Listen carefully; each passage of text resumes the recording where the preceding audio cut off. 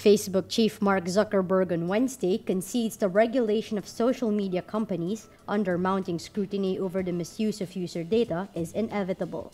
Zuckerberg again faces tough questioning in the second day of hearings in Congress. Zuckerberg says, quote, "The internet is growing in importance around the world in people's lives, and I think that it is inevitable that there will need to be some regulation." He adds the European standard, the General Data Protection Regulation that will come into effect on May 25, is more stringent than what was currently in place at Facebook. Zuckerberg suggests it can serve as a rough model for United States rules in the future. He confirms Facebook will implement the GDPR standards for European users next month, and some of its rules will be extended to US and other users later. He also defends the social media giant's business model against fierce criticism of how it feeds user data to advertisers. But Zuckerberg insists Facebook's users themselves are choosing to make their data available, and that the company's opt-in provisions were enough to protect their privacy rights. He says, quote, "Every time that a person chooses to share something on Facebook, they're proactively going to the service and choosing that they want to share a photo, write a message to someone."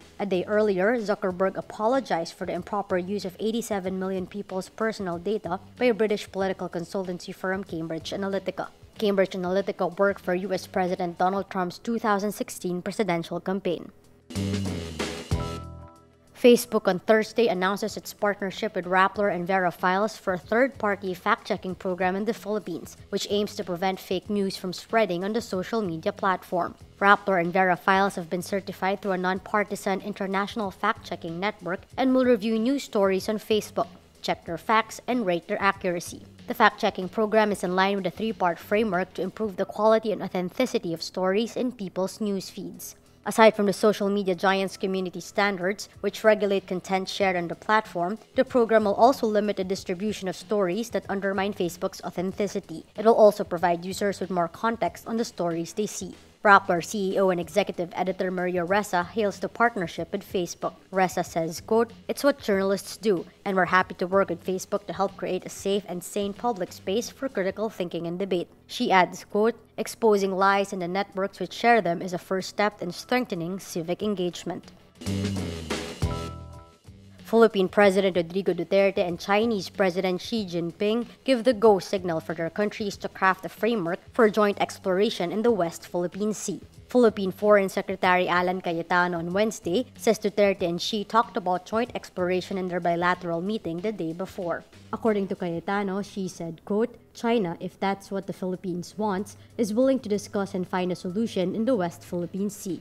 Duterte, on the other hand, supposedly said, quote, "It's important that our people see the benefit of the relationship between Manila and Beijing. The West Philippine Sea is the part of the South China Sea that belongs to the Philippines, but is claimed by China. The Philippines won a 2016 Hague ruling affirming its rights over the West Philippine Sea, but Duterte has downplayed his victory in exchange for economic benefits from China. Duterte earlier described a proposed deal as akin to co-ownership of contested areas, saying this was preferable to the massacre of Filipino troops in a war against China. Cayetano says, quote, "It's important that we get something out of there, but it was clear to both sides that we will stick to our guns, we'll stick to our claims, and let's see how we can get anything from there." Filipino rapper Zaito, who was featured in an anti-illegal drugs jingle, was arrested by cops Monday for supposedly possessing shabu.